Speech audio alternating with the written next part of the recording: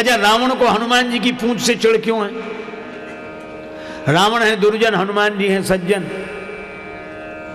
हर युग का सत्य है, कभी भी किसी दुर्जन को किसी सज्जन की बढ़ती हुई प्रतिष्ठा की पूंछ सहन नहीं होती।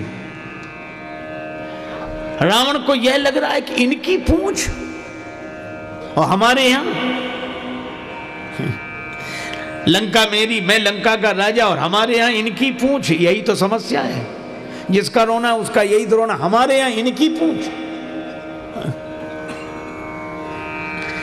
तो क्या करता है? जला देना चाहता है। और जला क्यों देना चाहता है? जलने वाले तो जलाएंगे ही।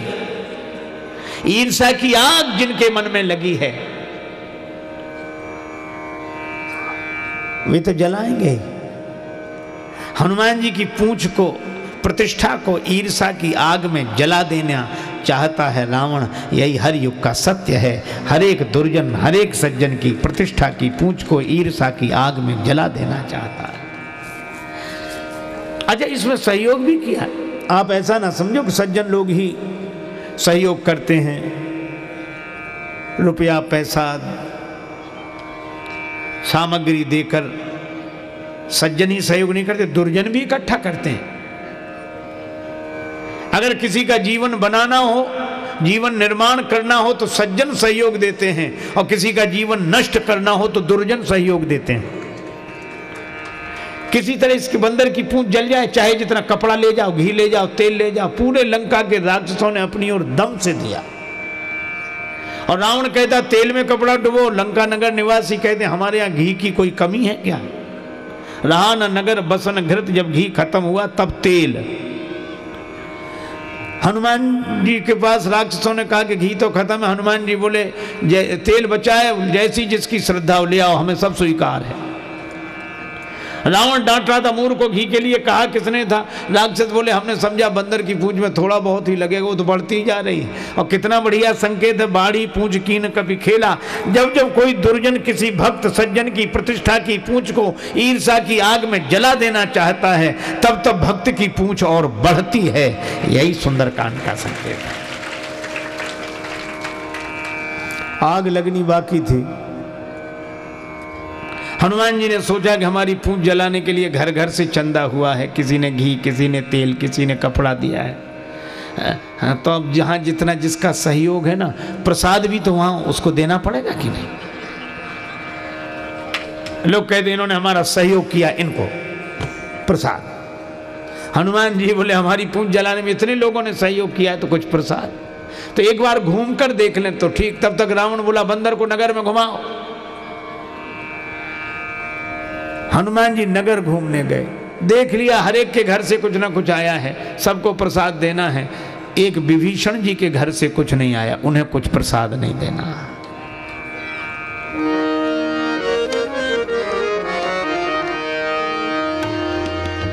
आग लगाई गई पूंछ में तो हनुमान जी को पता ही नहीं लगा।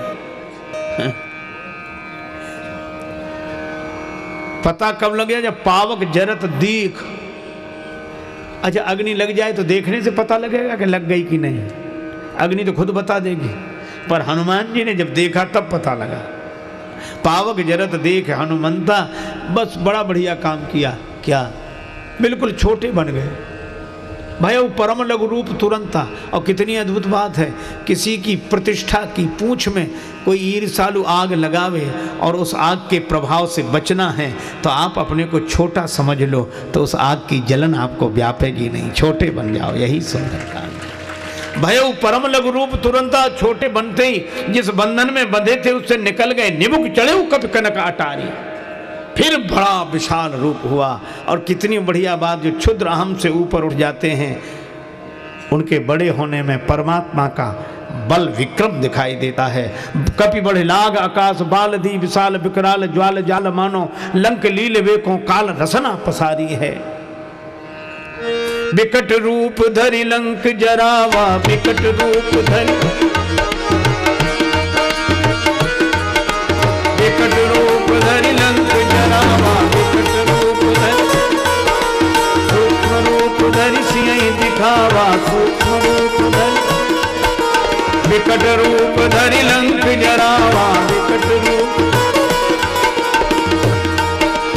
जय हनुमान जय जय हनुमान, जय हनुमान जय जय हनुमान, जय हनुमान जय जय हनुमान।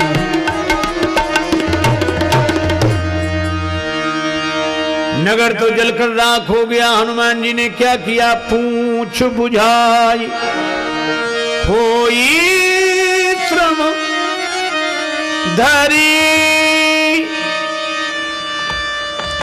लघु रूप बहोरी,